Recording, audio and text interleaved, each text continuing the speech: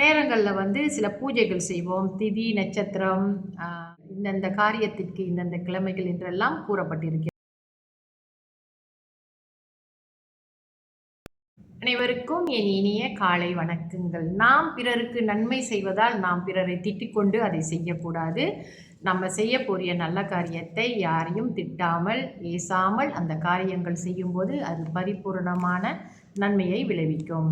தொடர்ந்து நம்ம இன்றைய பஞ்சாங்கம் பார்ப்போம். இன்றைய தேதி 10ஆம் தேதி 4ஆம் மாதம் 2026 வெள்ளிக்கிழமை, தமிழ் மாதம் பங்குனி. இன்றைய சூரிய உதயம் 7:13க்கு, சூரிய அஸ்தமனம் 7:15க்கு.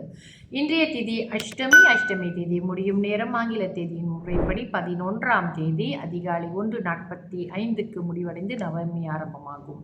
இன்றைய நட்சத்திரம் பூராடம். பூராடம் நட்சத்திரம் முடியும் நேரம் இன்று மதியம் 1:57க்கு. அதன் பிறகு உத்திராடம் ஆரம்பமாகும். இன்றைய யோகம் சித்த யோகம்.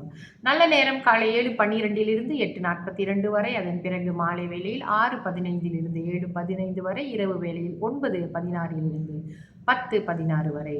ராகு கால நேரம் காலை 11:43 மதியம் 1:14 வரை. யமகண்ட நேரம் மாலை 4:14 7:45 வரை. கூலிகன் காலை 8:42 10:13 வரை. சந்திராசம ராசி. இன்று ரிஷபராசி அன்பர்களுக்கு சந்திராசம் இரவு 8:34க்கு முடிவடைந்து அதே வேளையில் மிதுன ராசிக்கு ஆரம்பமாகும். இன்றைய ராசி பலன் பார்ப்போம். மேஷ ராசிக்கு கீர்த்தி, ரிஷபராசிக்கு துணிவு, மிதுன ராசிக்கு லாபம், கடக ராசிக்கு பரிசு, சிம்ம ராசிக்கு வெற்றி, கன்னி ராசிக்கு சிக்கல், துலாம் ராசிக்கு நன்மை, விருச்சக ராசிக்கு அசதி, தனுசு ராசிக்கு சாதனை, மகர ராசிக்கு நலம், கும்பராசிக்கு சாந்தம், மீன ராசிக்கு நற்செயல். இன்றைய விசேஷம் பைரவா அஷ்டமி பூஜை.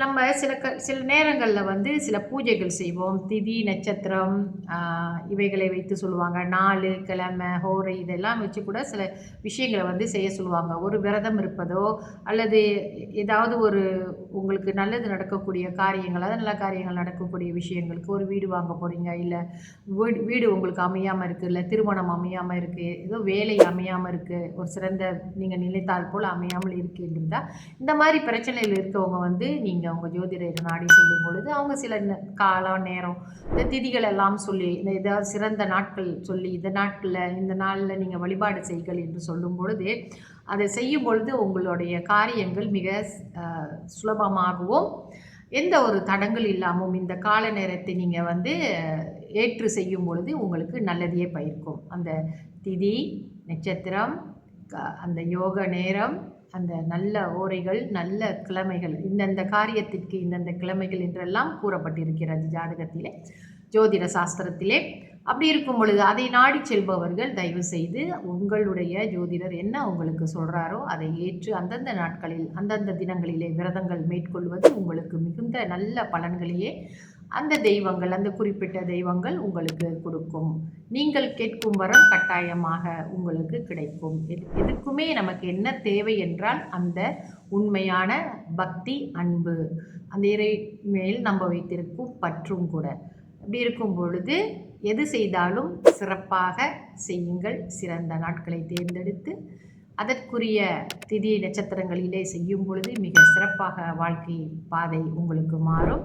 தொடர்ந்து என்னுடைய பதிவுகளை இணைந்திருங்கள். நன்றி, வணக்கம்.